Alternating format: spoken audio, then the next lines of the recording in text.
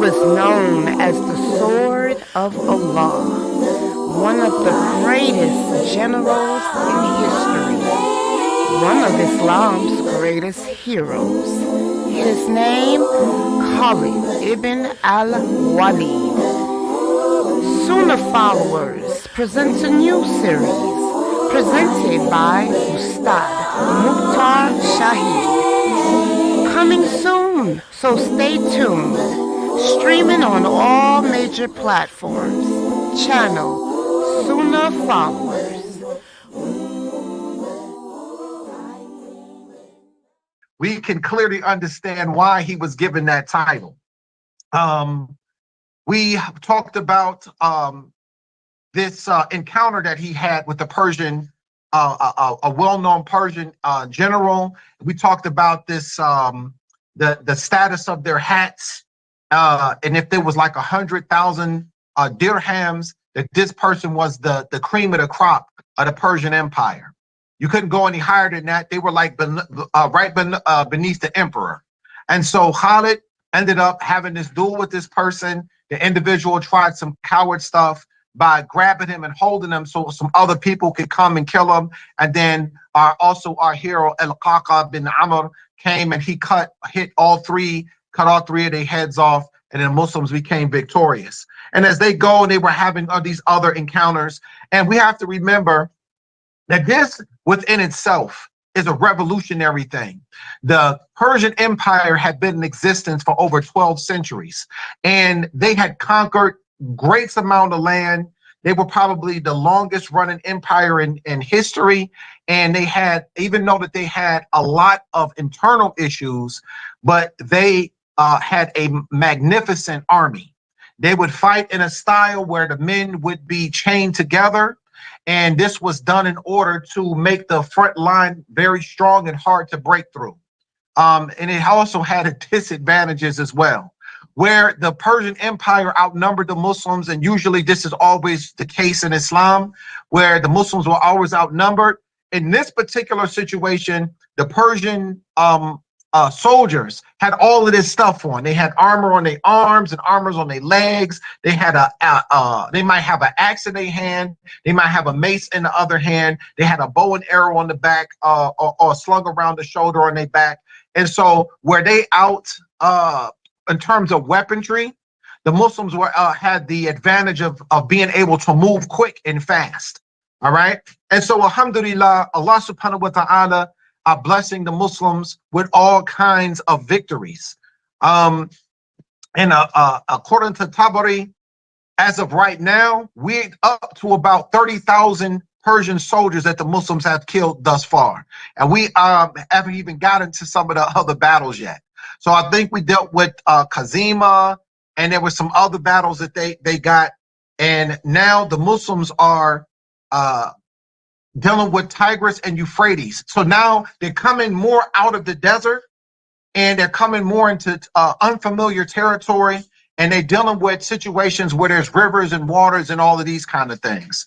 And so we'll jump right into it. So Khalid had to make sure that administrative matters were being dealt with, because there was a situation that we had before where the Muslims had conquered a particular area, and when they left and they were not as much as they used to be, then the people had rebelled, and then things had kind of gotten out of their hand again. So what he would do, he stayed a little bit longer to kind of ensure that there would be order, that the people were in abiding by the treaties, and that Islam would be a force to be seen and to be abided by in those areas. Okay, so across the Euphrates, a trail of the vanquished army of Qarin was starting to form. So other agents were moving along the Euphrates towards Hira to discover further movements and concentration of the imperial army of Khosrow. All right, and so this was an issue that they had to deal with. And it's the same thing in the War of the Apostates, when the Muslims would defeat one army, and then the people who were able to escape, they would go and join the next group of people that had an issue with the Muslims. Okay, so the news of all of these fightings, and it was, remember, it's called, I want to say, the river. Um, it had inflamed the capital, which is Ctesiphon. Okay, so Hira is the objective. All of these fights that the Muslims are going to, the objective is to get to Hira. Hira is the big fish. Okay, and Ctesiphon is another big fish as well. So the second Persian army had to be cut into pieces, and this was unexpected. As a matter of fact, there's some guys out of the desert who they had all of this this disrespect towards, was killing all of these people of high status and defeating these large armies of the Persian Empire, because they lost some key areas that the Muslims now had control of, that were like ports to different places and so on and so forth, that the Muslims now had control of this. So the emperor, his name is Ardashir, and he didn't want to take any chances. So he ordered that a concentration of another two armies be put together. Okay, so they had about 300 miles. Wherever the Persians was getting ready to encounter the Muslims, it was about 300 miles from Ctesiphon by road. Okay, so the strategy that the Persians used is that they would have probably hundreds of men. So it would act kind of like as a line, so to speak. And they would also the one battlefield area would be battlefield A, and then it would be battlefield B, battlefield C, battlefield D, and it would be like a line of them saying, and this would get what was going on with the army, but to get back to the emperor in a couple hours. So this is the way that they used to keep the emperor informed as to what was going on, and any other encounter that they may have also had. I could see this also being effective if they had any other encounters with any other armies that they had to do. They were able to transmit information quick. All right. So the following orders of the emperor, the Persian wars began to concentrate at the capital. So they came from all of the towns and garrisons manning the western frontier and the eastern, except for the Eastern Roman Empire. So they stayed in that part of the western, because now they got the Muslims to worry about, and they've been fighting the Byzantine Empire, which is formerly Rome. They've been doing this for years, okay, and maybe even centuries. Allahu Alam. So they couldn't take the soldiers from there and everybody else. This was a situation now that the Muslims were being taken serious. Before it was like, we'll send a couple troops that way, we'll deal with them, and so on and so forth. We outnumber them. And so now that with all of these victories that the Muslims are having, now they're starting to get the attention of the Persian Empire, like big time. So they sending and calling out for all of these people in the surrounding towns, all of the garrisons, to come and to help fight against Islam. So the Persians understood the Arab mind well enough to know that no Arab force would move away from the desert. So they were kind of banking on this. So they expect the Muslims to move west, and this particular ruler picked on Walaja as a place in which they would stop Khalid. So now the next battle they're getting ready to fight is a place called Walaja. So the first of the new Persian armies raised at Ctesiphon was placed under the command of a person by the name of Andar Zaghar. Now remember, I said my Persian is not good, so it's not Arabic. These are the Persian names. So he was responsible for the frontier at Husaran, and he was held in high esteem by the Persian Arabs. The Persians and the Arabs, I'm sorry. So he was born a Persian, but he was raised in an area where it's nothing but a bunch of Arabs in this particular place in Iraq. So he had grown up around the Arabs, and he was somebody of high class, and he actually was a little bit different from some of these other people, because he actually held some fondness for the Arabs. Okay, so remember, they used to look down upon them, and the Arabs, even when the Battle of Tabuk, those particular areas that they had encountered, some of them had these relationships with the Persian empires, and some of them have relationship with the Byzantine empires as well. All right. So when he arrived at Walaja, this particular person, he was happy at the strength of his army. So he had a bunch of people in his army, and he waited for a person by the name of Bahman, who was to join him a few days later on. So the army is about to be massive. So Bahman was the commander of the Second Army, and he was one of the top personalities of the Persian Empire. He was another 100,000 dirham individual. So he was ordered by the emperor himself to take his second army and go to Walaja in order to help this other person, Anda Zaha, and he would wait for him. So and Bahman was going to be the one who was going to be the overall commander of this particular army. Okay. So the Battle of the River had been a glorious victory for the Muslims, but the battle left Khalid in a more thoughtful mood. And only now did he really appreciate the immense resources that the Persian Empire had, because they pretty much was just like kind of touching the tip. Now, they didn't kill 30,000 people at least, and going through all of these fights, that they just touching the tip of the Persian Empire. Okay, so he had fought 2 of the bloody wars or bloody battles, and he had driven them off the battlefield, and they was only on the fringes of the empire. So he was the first Muslim commander to ever come out and conquer this much area away from the this particular area. Okay, so there was no superior to whom he could turn to for guidance in matters of politics and administrations. Moreover, his men were not as fresh as he was on the eve of Kazima. The Muslims is exhausted. I don't know if everybody ever got into a fight anymore. I mean, or a fight before, but you got a good 90 seconds. They said the fist fight lasts about 90 seconds. So they fighting people left and right. So they exhausted from being in this fight. So Khalid had organized an efficient network of intelligence agents. So the agents were local Arabs who were completely won over by the generosity of the Muslims. And once again, brothers and sisters, we talked about this is the best form of dawah, the way in which we behave, our character. This is the best. So they have been getting treated like garbage from the Persians. The Muslims come, this is their own people, by the way, and they come with generosity and good etiquette. And so the Arabs were looking like, man, it would be better for them to be in charge anyway. So they had started cooperating with the Muslims and gave very good intel. All right.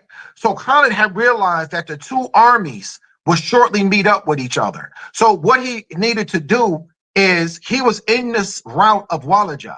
So his thing is, okay, I have a better chance of being more successful by cutting off one of the armies before they able to merge with each other. All right.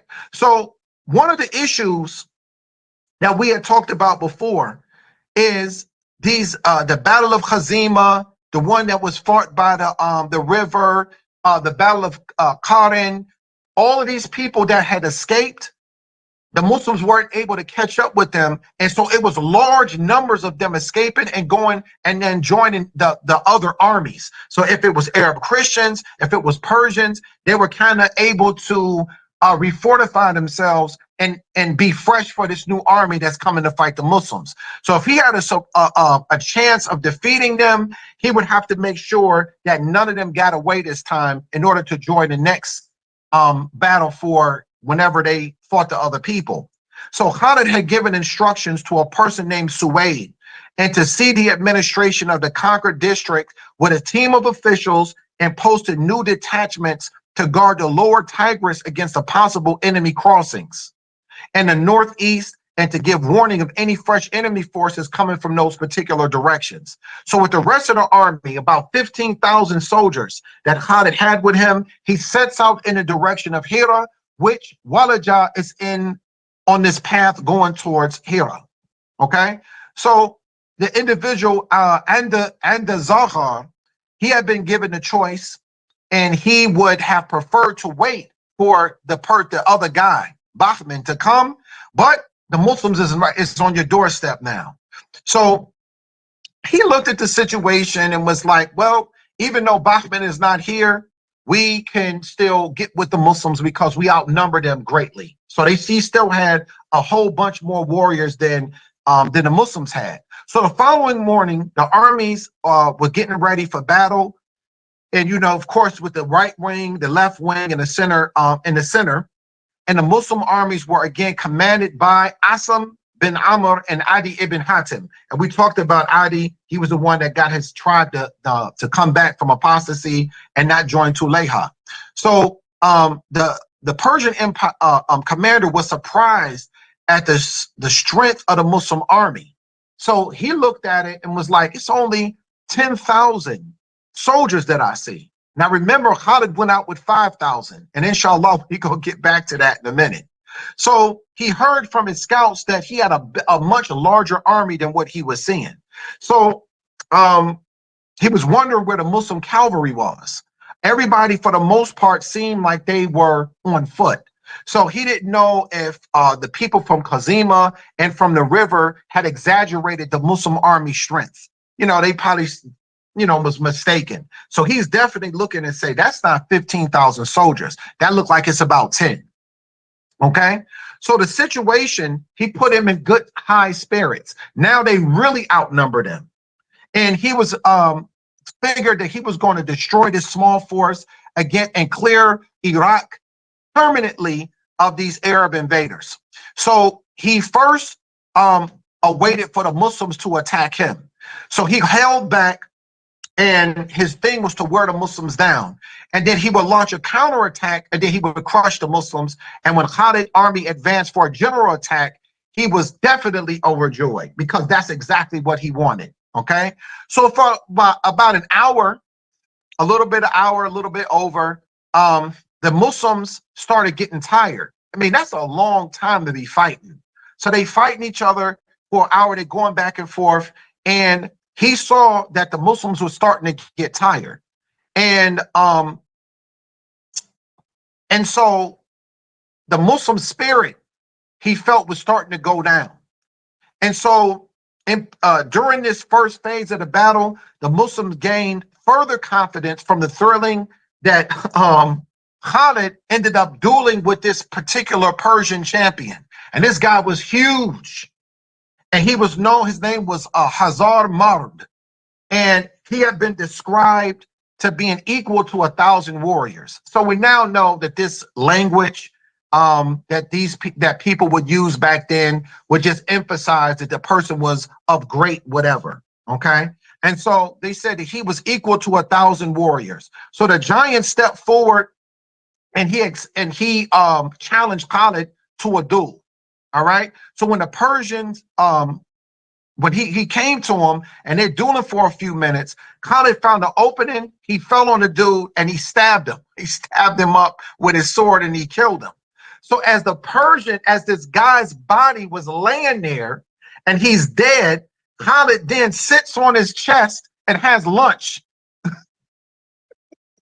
So he sits on his chest and he has lunch like he used him as a chair, and he's sitting there eating lunch in front of the enemy on this great warrior that he just got finished killing.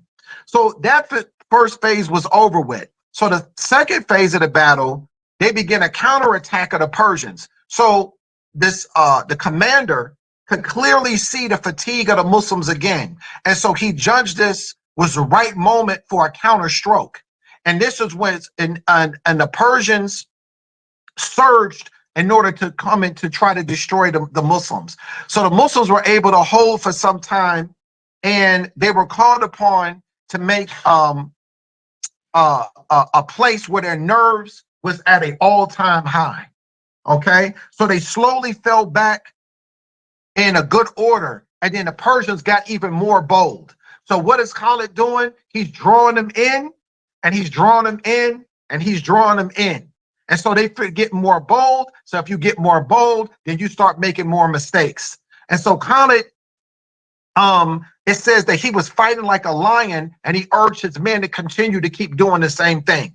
One of the things that's different about Khalid, if you see like some of the or hear about people like Abu Ubaidah and other Sahabas that were like generals in some of these armies, they usually were kind of looking at things and commanding. The difference between Khalid, he was in the thick, he was in the front, in the thick of everything fighting.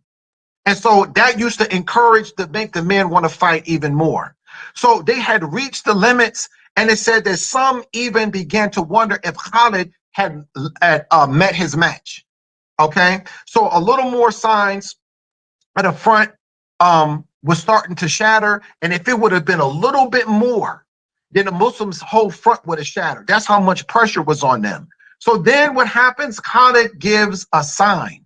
We don't know what the sign was, but he makes a gesture, and the next moment, over the crest of the ridge and stretched behind the Persian army, because remember, they were sitting there, and then as they got more bold, the army started moving forward, and then they got more bold, and they started moving forward, and they started moving forward. Now that it was this dark lines of mounted warriors came around the left rear, and they said that they heard cries of people yelling Allahu Akbar.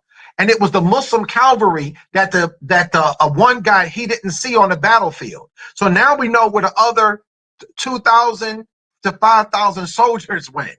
So they galloped and they trembled, and it said the thundering hooves like of all of their horses was coming down, and the joy of the Persians now turned into terror.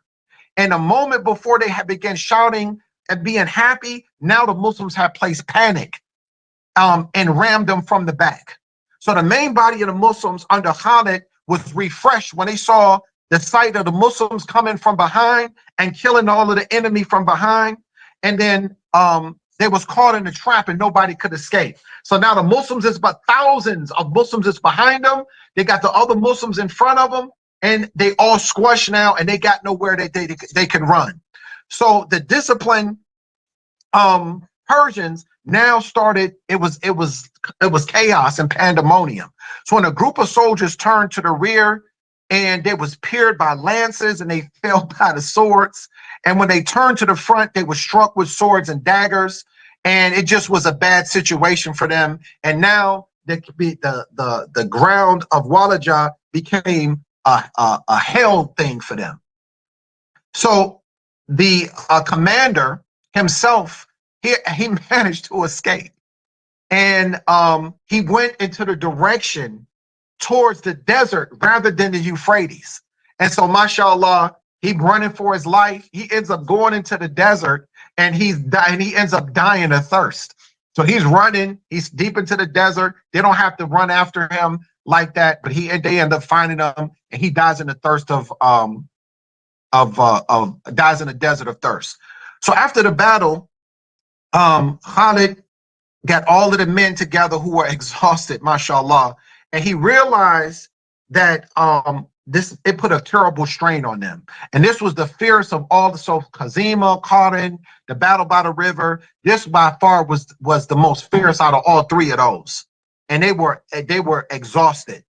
Okay. And so Khalid, he makes this speech. He praises Allah subhanahu wa ta'ala. He sends blessings upon the Prophet sallallahu alaihi wasallam. And he says to the soldiers, do you not see the wealth of this land of the Persians? Do you not remember the poverty of the land of the Arabs? Do you not see how the crops of this land cover the earth? If the holy war were not enjoined by Allah, we should still come and conquer this rich land in exchange for the hunger of our deserts and the abundant eating, which is now ours. So he's like, subhanAllah, look how Allah then blessed us. And subhanAllah, we understand from a hadith that the messenger of Allah sallallahu alaihi wasallam said that this was going to happen. That when he struck the rock in the battle of Khandaq, it was a big, huge rock that they couldn't crack. So when he struck the rock, he started had a vision of the Muslims conquering Persia, and the hypocrites used to laugh at this. Abdullah ibn Ubay said, "Oh man, they crazy. talking about going against Persia, beating Persia, the baddest empire in history. These Muslims is delusional. SubhanAllah, look at what's happening. And this is in the course of a short period of time. The Messenger of Allah, sallallahu alaihi wasallam, has only been deceased probably about a year. It's not real long that this is happening. So he comes and Khalid is looking at where they came from and look at where we are now. So the day before the battle of Walajah, so this is what happened. So Khalid has sent for two of his officers. The name was Bushr bin Abi Raham and Sa'id ibn Mara. So he made each one of them a commander of a mobile striking force of about 2,000 cavalry. And he instructed them as follows. He said they would take their horsemen out during the night, move around a wide round the south of the Persian camp. So it might have took them, Allahu Alam, hours for them to go around a particular area and not be seen by anybody. So they left at nighttime. So on the arrival, on the far side of the ridge, which stretched behind the Persian camp, they would conceal their men, but keep them ready to move at a short notice. When the battle was joined in the morning, they would keep their men mounted behind a crest on the ridge. So they're hiding behind. Nobody can see them. It's 2,000 soldiers hiding behind now that the sun is up. And it says that the two striking forces would charge the Persian army and outflank them. And this is when Khalid would give them the sign. Okay? So in the morning, the cavalry comprising the striking forces was nowhere to be seen. And Khalid had his 10,000 men. And subhanAllah, we know where the other men were. So they snuck out at night and it was Khalid played it beautiful. He got them in because Allahu Alam, if it would have been, he waited until they started drawing into them more and their back was exposed for them to be attacked from behind. So this was the plan for the Battle of Walajah, and this is fought in Safar. This is the 12th year of Hijri, and it was the frontal holding attack combined with a powerful envelopment, and the operation went down to the smallest detail, and Khalid didn't say anything to anybody. Secrecy was a key point to this, okay? And so he made sure nobody knew except for the people who needed to know, all right? So Al-Qaqa ibn Amr, he makes this statement when they're getting ready to go into this thing called the River of Blood. And says Allah watered the dead with the relentless Euphrates and others in the middle of the areas of Najaf. So he's recounting of what happened in this battle that we're getting ready to talk about. So the third great battle with the Persians have been won, mashallah, the Battle of Walajah. And like I said before, the ultimate objective was to get to Hira. Hira is the crown jewel of where they're trying to be, okay? So in spite of this maneuver, a few thousand of the enemy warriors still was able to escape. And, mashallah, this is something that you can't necessarily control, but they probably were able to stop a lot of it. Maybe a couple thousand, whereas before, if you got 30, 40,000 people, 5,000 might have escaped. So this time, maybe only 1,000 escaped. So, mashallah, they weren't able to get everybody to escape because he knew that they would go ahead and rejoin the other people they were going to end up fighting. So mainly the Christian Arabs from the tribe of Muthanna's tribe, Bani Bakr, they were the ones that was giving the Muslims an issue as far as joining up with the Persian army, because a lot of them lived in Iraq. So they have responded to the call of that particular commander, and they saw what he suffered at Walajah, okay? So a few days Khalid had he rested, and the troops, they rested because, like I said, they were exhausted. And he was busy with more so dealing with the spoils of war, and he still had to deal with Bahman's army. Remember, he dealt with the one person, and he stopped them from being able to join, but there's another big army that they got to go and fight. So Khalid knew from the agents of the presence and the hostile Arabs at this place called Ulayas. And they were the survivors at Walajah, and they didn't consider or this was a military problem. So in the case, he didn't wish to overstrain his men by rushing to this one particular place because they still having to rest.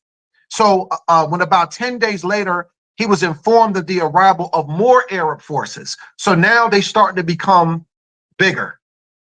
And it became evident that they was drawing up a whole big new army, that it was going to be an issue for the Muslims. So the hostile concentration was large enough in order to deal with a major battle that was on the rise.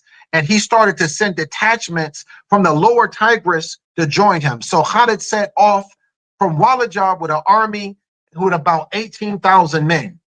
Okay, so there appeared to be an unearthly quality about the army of Islam, and it said of which had emerged out of the desert. And like I said before, we talked about how the Arabs were in the Prophet ﷺ's class. This is revolutionary that they could even do something like this at all. And so this is something that Khalid had pondered before he became Muslim. And his thing was, it has to be something about the religion, because remember, they were fighting each other in terms of Quraysh. Quraysh fighting Quraysh. He knew these people. So it was like every time we fight them, we losing. You know, they're smaller than we are. So it got to be something about Islam as far as them just being good fighters. It's something about Islam. And so the Persians had the same type of outlook when it came to the Muslims now as well. Now they've lost 4 major battles, thousands of their soldiers killed, and with these so-called uncultured Arabs coming out of the desert and really taking it to them. So it was clear there was something about Islam which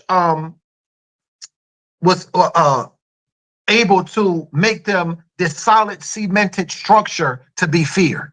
Okay, so the Persians were a race of conquerors and rulers who had lost battles before, but they had always risen up again. Okay, and we saw this. Anybody who's good at history, like I said, the Persians and the Byzantine Empire fought each other a lot. And even though they had turmoil in their kingdoms, they still had a strong army. And they still had seasoned veterans. They still had, and they said they had good soldiers that knew how to fight. Okay, so meanwhile, messengers from the surviving Christian Arabs from Bani Bakr arrived at Ctesiphon and informed it happened. So they come in and they told them we just got beat really bad, and they had sought help from other fellow Arabs and inhabiting the region between Ulayas and Hira. So a response, thousands of Arabs were even now marching to join Bani Bakr. And, you know, mashallah, a lot of their people got killed. The Muslims killed a lot of their people. So this was more so anger and revenge that they was on. Okay. So the emperor sent orders to Bahman, who was still north of the Euphrates. So Allahu Alam, if he even knows what happened to the other people, because those armies were never able to emerge with each other. So when he heard about Walid, the emperor told him what happened in Walid. He stopped in his tracks and he decided to proceed towards Ulayas, where the Christian Arabs were going. Okay, so under his command, he would assemble all of these different people in order to take on Khalid and stop him from coming into Hira. That's what they want to do. So Bahman himself did not go to Ulayas, but he sent a person by the name of Jaban. And he got instructions from the emperor, and he said, listen, avoid a battle until I get there. Instead of, unless you forced to fight, then you got to do what you got to do. But now that they're not underestimating the Muslims now. So Jaban, he moved with his army towards this area where all of these Christian Arabs have formulated. And this is in a region of Hira, and the place is called Amaghashia. And they had realized that Khalid's mission was to take Hira. So now they know where he's going. And they felt that his success would mean more bloodshed in him taking more captives. So now they're doing everything that they can in order to prevent this from happening. And now Jaban assumed command of the entire army, the Christian Arabs, and the Persians as well. So the person who was in charge of the Christian Arabs, his name was Abdul Aswad. And both of his sons had gotten killed in the Battle of Walaja. And so he was upset and was seeking revenge in order to try to kill as many Muslims or stop them as much as he possibly could. So the Persian and Arab camp side by side with the Euphrates to their left and a place called Khashif to their right, and the river junction was behind them. So, mashallah, the river once again provided provided protection for them not to get rerouted from behind. Okay, so before the arrival of Jaban, Muthanna, which always had a light cavalry with him, he was always kind of causing them problems on the fringes. So he would fight them, cause them problems. They would take little forts here and there, so on and so forth. And now he appeared at Ulayas and made contact with the Christian Arabs. Okay, so Muthanna then informed Khalid of the enemy position and the strength and the intention for them to fight against the Muslims. So Khalid increased his pace, and he hoped to catch the Christians before they were able to have reinforcements of the Persian forces. Same thing he did with the other person. So he's trying to stop it and go deal with the Christian Arabs before Bahman gets there. Okay, but he decided to kill as many of them as he possibly could, and he also decided to fight on that day. So the longer the battle went, the closer the Persians would be able to get there and to help them out. So you get the idea, if they were getting ready to fight on one particular time, right? They might wait a day. They setting up camp, all the enemy is setting up camp, and then they're going to fight in the morning, whatever they're going to do. Khalid was like, no, forget that. As soon as he got there, his thing was to rush him. And it totally it was going to catch him off guard. So the Muslim advanced the battle, continued for some time before Jaban came to know that he was about to be attacked. So now the Muslims is rushing. They see him, but they're like, they're kind of far, and they're still assuming that the Muslims are going to stop and they're going to set up camp. Okay, so the cooks had appeared, and it was time for them to eat. This is the Persian Empire. And the soldiers of all races and ages, they was like, man, listen, we want to eat first. We shouldn't be fighting anybody on an empty stomach. And so the Arab Christians was ready for battle. Okay, so Jaban looked at his soldiers and was like, he saw the food being brought out. They spread out a big, huge mat, and he's looking in a direction, and the Muslims is approaching rapidly. Once again, he's probably thinking, hey, we see them, they see us, we eating, they're going to stop, they're going to get themselves together, and we probably going to end up fighting later. That did not happen. So they were, he said, so come on, let's eat. So we're getting ready to eat, and we'll fight later.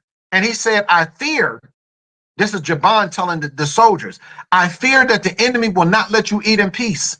And they like, no, we need to eat, and we're going to eat now. So they kind of gave him an issue about this.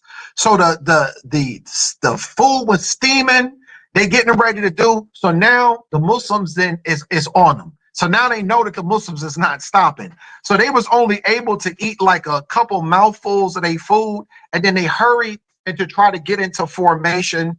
And Abdul Aswad and a person by the name of Abjar, they amassed the troops in the center.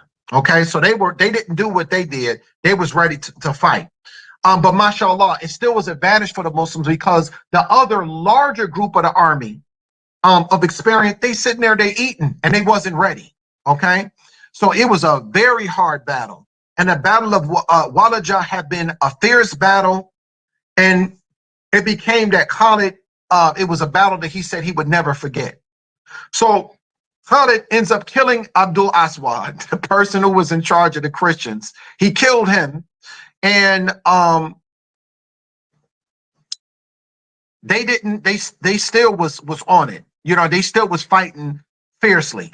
So If ever army meant to fight to the last person, it was the army of this the army of Ulayas.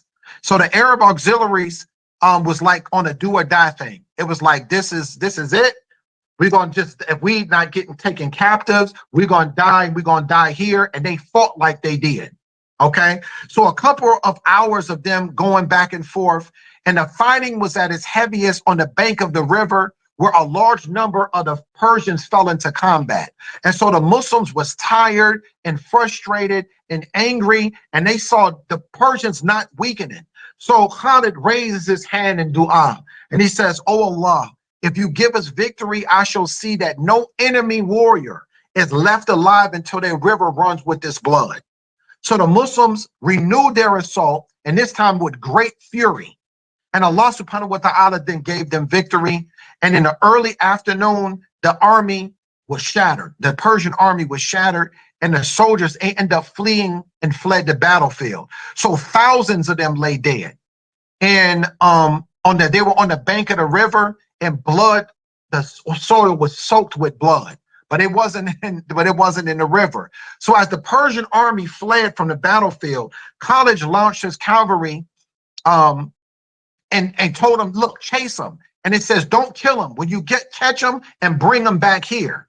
So he brought them back alive, and the bed of the river was soaked with the blood. But like I said, the blood wasn't running. What's the dua that he made? He said he told if Allah gave him victory, that their blood was going to run down this river.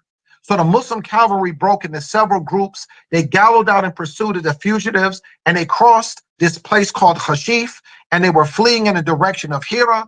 And the parties of the desperate Persian and Arabs, they was isolated from one another. They were surrounded. They was overpowered. They disarmed them, and then they drove them back to where Khalid was. So after each group was brought back, they was herded to the river, and every man was beheaded in the riverbed and the bank where his blood ran into the river. And the pursuit of the Muslim cavalry, they captured, and the return of the Persian and the Arab warriors, and their killing in the river went on for the whole day. They was killing them all day. Okay, so every warrior was decapitated. So it's like it's nothing left. So Khalid was like, "I'm keeping my pledge." And it's not until on the third day that everybody was dead that they caught. And so Al-Qaqa, he says, "Listen, if you kill all of the people on the earth, their blood is not going to flow as long as the river." They had the river dammed up. So it wasn't flowing. It was just dead, and it was just sitting there. So then he said, "Look, we need to go ahead and unclog the dam. And then, your pledge will be fulfilled to Allah subhanahu wa ta'ala." And this is exactly what they did. And blood came rushing down the bed of the river with all of these enemies' blood. So as night fell, after the day that the battle was fought, the Muslim cavalry was out bringing in fugitives. And then Khalid sat down to eat some food of the Persians, and laid out upon these meal cloths. And the Arabs, the Muslims, was like marveled at how well that they eat.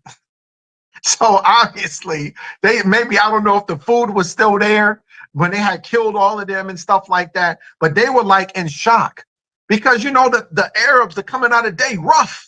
They're not used to that type of stuff. You know what I mean? They had this beautiful kind of laid out spread, and Khalid is eating the food like, "Man, this is good." And so they ate the food of the Persians, and this particular battle of Ulayas is over. So an enormous amount of spoils fell into the hand of the Muslims, and according to Tabari, a famous Muslim historian, he says that 70,000 Persians and Christian Arabs were killed by the Muslims, including those who was beheaded at the river. But Jaban, who was one of the commanders, he ended up escaping. Okay, so on the following day, Khalid entered into a pact with the local inhabitants of the district. And of course, the typical terms: listen, you can either become Muslim or you pay the jizya. You can keep your religion. We're not forcing in Islam. There's no compulsion in religion. We don't force people to become Muslim. And he said, but you're paying for the Muslims' protection. Okay. And so therefore, this is exactly what they did. And so this is something which the kuffar has tried to criticize Khalid on, right? This particular battle, it was like that he was killing prisoners. These people wasn't prisoners. These people were enemy combatants. So as they were running, they didn't come to the Muslims and say, threw their arms down at that particular time and said, I give up, take me as a captive, I don't want to fight anymore. They didn't do that. So as they were running, the Muslims would have killed them as they were out in the battlefield running. But Khalid had given them specific instructions to bring them back. So they weren't prisoners of war. Okay, they was enemies. They were enemy combatants. And remember, these are the same types of people that if they had ended up running, they were going to join another military force and they were going to end up fighting the Muslims like they had done all of the other 4 and 5 battles that they end up fighting them with in the first place. So one day after the campaign had been fought, Khalid had sat chatting with some of his friends, and he said, at Muta, I broke 9 swords. And he says, I never met an enemy like the Persians. So once again, Khalid is not a person, he's not a hater. So, he gives the enemy they props. He said, man, listen, at Muta, I fought and I broke 9 swords fighting them. But the enemy, the Persians, oh, that's a whole nother monster. And so he says, among them, I've never met an enemy like the enemy of Ulayas. So now he's giving credit to the Persians that fought at Ulayas and the Christian Arabs that they were fighting as well. But the Persian court was down, and Ardashir, who was the emperor at the time, he's dying. And so now they was like this, and he was the great-great-grandson of this person. His name was Anushirwan the Just.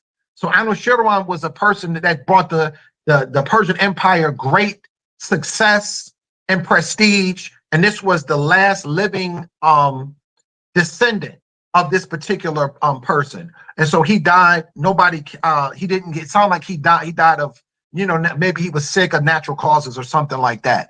But now the empire is like at a loss. Now they really don't know what to do. Allah knows best as to who's going to be the ruler, so on and so forth. And, so that's where we are with that. So I'm trying to debate here if I want to go to this one, or should I leave y'all again on the cliffhanger? MashaAllah. Well, we got about 9 minutes left. Isha's about to be in soon. So I think, inshallah, I'll stop there, and we'll open up the floor for any comments or questions.